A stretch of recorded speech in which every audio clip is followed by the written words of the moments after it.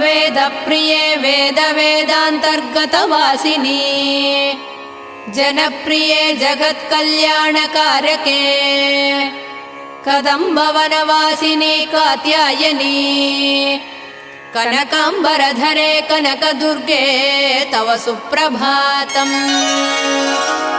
कल्पवृक्षे महाकल्पादिकालनिर्णये मातः मधुसूदनादिमहादेव विनुते मन्दाकिनी सलिलसेवितपदे मन्दस्मिते कनकाम्बरधरे कनकदुर्गे तव सुप्रभातम्।